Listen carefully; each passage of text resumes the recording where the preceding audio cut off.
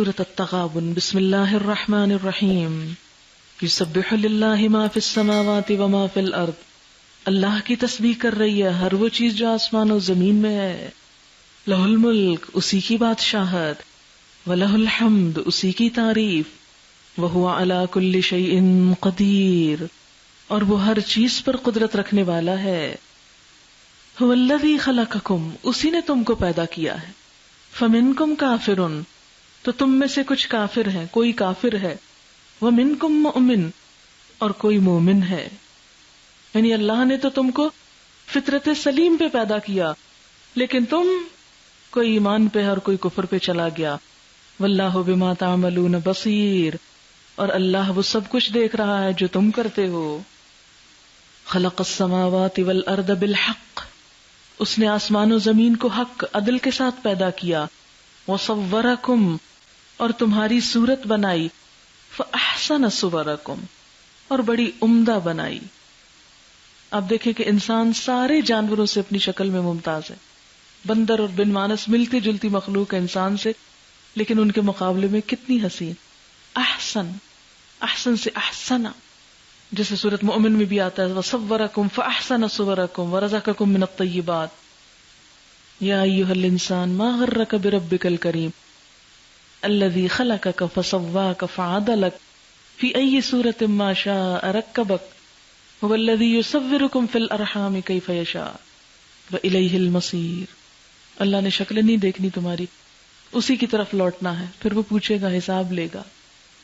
یعلم ما فی السماوات والارض، وہ جانتا ہے جو آسمانوں میں ہے اور زمین میں۔ وَيَعْلَمُ مَا تُسِرُّونَ وَمَا تُعْلِنُونَ، اور وہ جانتا ہے جو تم چھپاتے ہو اور جو تم ظاہر کرتے ہو۔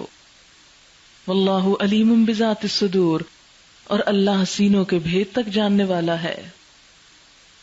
أَلَمْ يَأْتِكُمْ نَبَأُ الَّذِينَ كَفَرُوا مِنْ قَبْلُ، کیا تمہیں ان لوگوں کی خبر نہیں پہنچی جنہوں نے اس سے پہلے کفر کیا؟ فَذَاقُوا وَبَالَ أَمْرِهِمْ، پھر انہوں نے چکھی شامت اپنے کام کی، اپنے اعمال کا مزہ چکھا۔ وَلَهُمْ عَذَابٌ أَلِيمٌ، اور ان کے لیے دردناک عذاب ہے۔ ذَلِكَ بِأَنَّهُ كَانَتْ تَأْتِيهِمْ رُسُلُهُمْ بِالْبَيِّنَاتِ، یہ اس لیے کہ آئے تھے ان کے پاس ان کے رسول کھلی نشانیاں لے کر۔ فَقَالُوا، تو وہ کہنے لگے، أَبَشَرٌ يَهْدُونَنَا، انسان ہمیں ہدایت دیں گے، بشر ہم کو ہدایت دے گا۔ فَكَفَرُوا، تو انہوں نے بات نہ مانی۔ وَتَوَلَّوْا، منہ موڑ لیا، توجہ ہی نہ کی، بے نیازی برتی۔ وَاسْتَغْنَى اللَّهُ، اور اللہ بھی بے پرواہ ہو گیا، یعنی ان کے ایمان اور عبادتوں سے۔ وَاللَّهُ غَنِيٌّ حَمِيدٌ، اور اللہ ہے ہی بے نیاز تعریف والا ہے۔ زَعَمَ الَّذِينَ كَفَرُوا أَن لَّن يُبْعَثُوا، منکرین بڑے دعوے سے کہتے ہیں کہ وہ مرنے کے بعد ہرگز دوبارہ نہ اٹھائے جائیں گے، لیکن یہ کیا ہے؟ محض گمان۔ زوم جو ہوتا ہے نا، اس کا اطلاق جھوٹ پر بھی ہوتا ہے، یعنی محض گمان ہے جس کی کوئی دلیل نہیں۔ اور جو شخص دلیل کے بغیر کوئی بات سمجھتا، کوئی عقیدہ رکھتا ہے، تو پھر اس کا انجام یہی ہونا چاہیے۔ قل بلا وربی لتبعثن، کہہ دیجئے کیوں نہیں، قسم ہے میرے رب کی، تم ضرور اٹھائے جاؤ گے۔ ثم لتنبؤن بما عملتم، پھر ضرور تم بتائے جاؤ گے جو کچھ تم عمل کرتے رہے۔ یعنی یہ قیامت کی آمد پر دلیل ہے۔ کیا کہ انسان کو دنیا میں تو اس کے اعمال کا پورا بدلہ نہیں مل سکتا، وہیں پہ جا کے ملے گا، اس لیے اٹھانا ضروری ہے۔ وَذَلِكَ عَلَى اللَّهِ يَسِيرٌ، اور یہ بات اللہ پر بڑی آسان ہے، بہت آسان۔ فَآمِنُوا بِاللَّهِ وَرَسُولِهِ، تو ایمان لاؤ اللہ اور اس کے رسول پر۔ وَالنُّورِ الَّذِي أَنزَلْنَا، اور اس نور پر جو ہم نے اتارا۔ اب یہ رسول کے بعد نور کیا ہے؟ قرآن۔ واللہ بما تعملون خبیر، اور اللہ ساتھ اس کے جو تم عمل کرتے ہو خبر رکھتا ہے۔ یوم یجمعکم، جس دن وہ تم کو جمع کرے گا۔ لیوم الجمع، جمع ہونے کے دن۔ ذالک یوم التغابن، یہ ہے دن غبن دینے کا، نقصان کا دن۔ تغابن قیامت کے ناموں میں سے ایک نام، یوم الجمع اور یوم التغابن۔ ایک ہی آیت میں قیامت کے دو نام، یوم الجمع اور یوم التغابن۔ تغابن جو ہے غبن سے ہے، غبن سے بھی اور غبن سے بھی، یہ زیادہ تر خرید و فروخت اور لین دین کے معاملے میں بولا جاتا ہے. غبن کا مطلب ہوتا ہے کسی چیز کا خسارہ اور نقصان، دھوکہ دینا کسی کو. خرید و فروخت میں جو دھوکہ دے اس کے لیے کہتے ہیں غبن فلان. غبنت من حقی عند فلان، فلان شخص سے اپنا حق وصول کرنے میں مجھ سے بھول ہو گئی.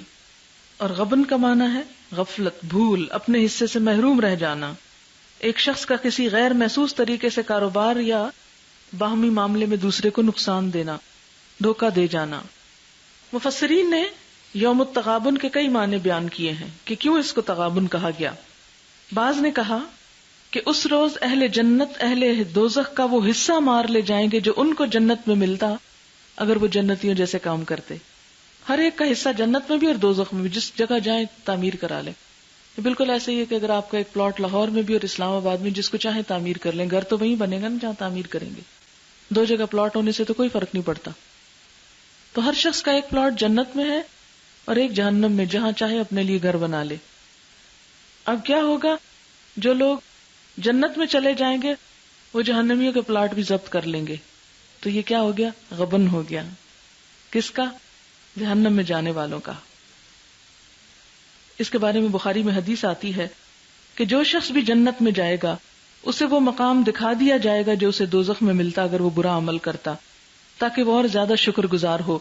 جو شخص بھی دوزخ میں جائے گا اسے وہ مقام دکھا دیا جائے گا جو اسے جنت میں ملتا اگر اس نے نیک عمل کیا ہوتا، تاکہ اسے اور زیادہ حسرت ہو.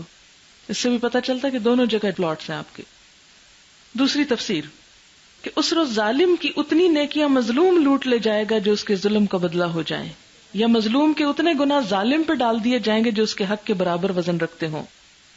اس کے بارے میں بخاری میں آتا ہے آپ صلی اللہ علیہ وسلم نے فرمایا جس شخص کے ذمہ اپنے کسی بھائی پر کسی قسم کے ظلم کا بار، اسے چاہیے کہ یہیں سبق دوش ہو جائے، کیونکہ آخرت میں دینار و درہم نہ ہوں گے، وہاں اس کی نیکیوں میں سے کچھ لے کر مظلوم کو دلوائی جائیں گی، یا اس کے پاس نیکیاں کافی نہ ہو تو مظلوم کے گناہ اس پر ڈال دیے جائیں گے. گویا وہ نیکیاں جو کما کے لایا تھا، جس سے اس نے جنت لے لی تھی، وہ اس سے لے لی گئی، یعنی مظلوم کے پاس چلی گئی. تو اس کا غبن ہو گیا نا، نقصان ہو گیا. آپ صلی اللہ علیہ وسلم نے یہ بھی فرمایا کہ کوئی جنتی جنت میں اور کوئی دوزخی دوزخ میں اس وقت تک نہ جا سکے گا جب تک کہ اس کے ظلم کا بدلہ نہ چکا دیا جائے جو اس نے کسی پر کیا ہو، یہاں تک کہ ایک تھپڑ کا بدلہ بھی دینا ہوگا. ہم نے عرض کیا یہ بدلہ کیسے دیا جائے گا جبکہ قیامت میں ہم ننگے بچے ہوں گے؟ فرمایا اپنے اعمال کی نیکیوں اور بدیوں سے بدلہ چکانا ہوگا. کیسے بیٹھ کے آرام سے غیبت کرتے رہتے ہیں لوگوں کی. اور وہ حدیث کتنی مشہور ہے، آپ نے فرمایا تم جانتے ہو مفلس کون ہے؟ تو لوگوں نے عرض کیا مفلس وہ ہوتا ہے جس کے پاس مال متاع کچھ نہ ہو. فرمایا میری امت میں مفلس وہ ہے جو قیامت کے روز نماز، روزہ، زکوٰۃ ادا کر کے حاضر ہوا مگر اس حال میں آیا کہ کسی کو اس نے گالی دی، کسی پر بہتان لگایا، کسی کا مال مار کھایا، کسی کا خون بہایا، کسی کو مارا پیٹا. پھر ان سب مظلوموں میں سے ہر ایک پر اس کی نیکیاں لے کر بانٹ دی گئیں، اور جب نیکیوں میں سے کچھ نہ بچا جن سے اس کا بدلہ چکایا جاتا تو ان میں سے ہر ایک کے کچھ کچھ گناہ لے کے اس پہ ڈال دیے گئے اور وہ شخص دوزخ میں پھینک دیا گیا. ایک اور حدیث میں ہے آپ صلی اللہ علیہ وسلم نے فرمایا کسی مجاہد کے پیچھے اگر کسی شخص نے اس کی بیوی اور اس کے گھر والوں کے معاملے میں خیانت کی تو قیامت کے روز اس مجاہد کے سامنے کھڑا کر دیا جائے گا اور اس کو کہا جائے گا اس کی نیکیوں میں سے جو کچھ تو چاہے لے لے. یعنی ایک مجاہد جہاد کرنے گیا ہوا ہے، پیچھے سے اس کی بیوی کو بہلا پسلا لیا یا یہ کہ اس کے مال میں کچھ خیانت کر لی، تو قیامت کے دن کیا ہوگا؟ مجاہد سے کہا جائے گا اس کی نیکیوں میں سے جس نے تیرے گھر میں خیانت کی تو کیا کر، جو چاہے لے لے. پھر حضور صلی اللہ علیہ وسلم نے ہماری طرف متوجہ ہو کر فرمایا پھر تمہارا کیا خیال ہے، یعنی تم کیا اندازہ کرتے ہو اس کے پاس کیا چھوڑے گا. ایک اور تفسیر تغابن کی یوں کی گئی کہ تغابن کا لفظ چونکہ تجارت کے معاملے میں بولا جاتا ہے تو اللہ نے دنیا کس لیے دی تھی کہ ہم تجارت کریں نا، اور جو شخص دنیا میں نیکی کی تجارت کرے گا، نیکی کماتا چلا جائے گا تو قیامت تک اس کی نیکیاں بڑھتی چلی جائیں گی، اور اس طرح اس نے اپنے جان، مال، جسم، ہر چیز سے کیا کیا؟ ایک فائدہ اٹھایا. اور اگر اس نے غلط کام کیے تو گویا اپنی ساری صلاحیتوں کو، انویسٹمنٹ ہے نہیں ہماری، ہر چیز کا اچھا استعمال اچھی انویسٹمنٹ ہے، تو اس نے اپنا اصل زر جو ہے وہ تباہ کر دیا. ذالک یوم التغابن ومن یؤمن باللہ ویعمل صالحا یکفر عنہ سیئاتہ، اور جو اللہ پر ایمان لایا اور نیک عمل کیے اللہ اس کے گناہ جھاڑ دے گا اور اسے ایسی جنتوں میں داخل کرے گا، یدخلہ جنات تجری من تحتها الانہار خالدین فیہا ابدا، جن کے نیچے نہریں بہتی ہوں گی، یہ لوگ ہمیشہ ہمیشہ ان میں رہیں گے. ذالک الفوز العظیم، یہی بڑی کامیابی ہے. والذین کفروا وکذبوا بآیاتنا، اور وہ لوگ جنہوں نے کفر کیا اور ہماری آیات کو جھٹلایا، اولئک اصحاب النار، یہ دوزخ والے ہیں. خالدین فیہا، اس میں ہمیشہ رہیں گے. وبئس المصیر، کتنا برا ٹھکانہ ہے. ما اصاب من مصیبت الا باذن اللہ، کوئی مصیبت نہیں آتی مگر اللہ کے اذن سے آتی. جسے پیچھے بھی پڑھا نا آپ نے سورۃ الحدید میں، تو اللہ تعالیٰ فرماتے ہیں اس سے پہلے کہ ہم اسے لائیں ہم پہلے سے ہی لکھ چکے ہوتے ہیں. ایسے موقع پر مصیبت آنے پر وَمَن يُؤْمِن بِاللَّهِ يَهْدِ قَلْبَهُ، جو اللہ پر بھروسہ کرے گا اللہ اس کے دل کو ہدایت دے گا، دل ٹھنڈا رہے گا، پرسکون رہے گا، سیدھے راستے پہ چلے گا. کوئی اللہ سے بدگمانی نہیں، کوئی حسرت نہیں، کوئی یاس نہیں، کوئی کاش کا دروازہ نہیں. کیونکہ کہتے ہیں نا جب انسان کاش کہتا ہے کاش یہ نہ ہوتا، کاش وہ نہ ہوتا، تو شیطان کو داخل ہونے کا راستہ مل جاتا ہے، پھر آگے آ کے شیطان بہکاتا چلا جاتا ہے. تو جو شخص مصیبت پہ صبر کرے گا، اللہ پہ بھروسہ کرے گا، کہ کوئی بھی چیز جب انسان کے ہاتھ سے مثلا نقصان ہوتی، کوئی چیز جو چلی جاتی، اور اس موقع پر انسان یہ سوچے اللہ نے دیا اور اللہ ہی نے لے لیا، اللہ کی چیز سے امانت تھی، ختم، تو پھر کوئی غلط کلمہ نہ زبان سے نکلتا، نہ شکوہ دل میں آتا ہے، نہ انسان بلا وجہ پریشان ہوتا ہے، اور نہ اپنے وقت اور اپنی زندگی صلاحیتوں ان چیزوں کو گنواتا ہے. یہدی قلبہ، اور دل ہدایت پا جائے تو سارا عمل درست ہو جاتا ہے. واللہ بکل شیء علیم، اور اللہ ہر چیز کو جاننے والا ہے.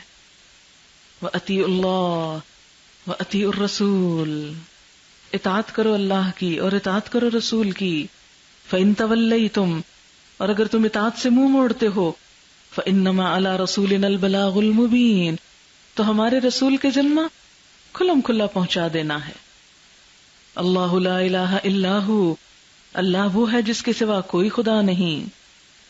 وعلی اللہ فلیتوکل المؤمنون، اور اللہ پر چاہیے کہ توکل کرے مومن، یعنی رسول اور اس کے ماننے والے اللہ پہ بھروسہ کر کے آگے بڑھیں، کیونکہ اللہ کا کام ہے، اللہ ہی کے حوالے کریں، اللہ ہی مدد کرے گا.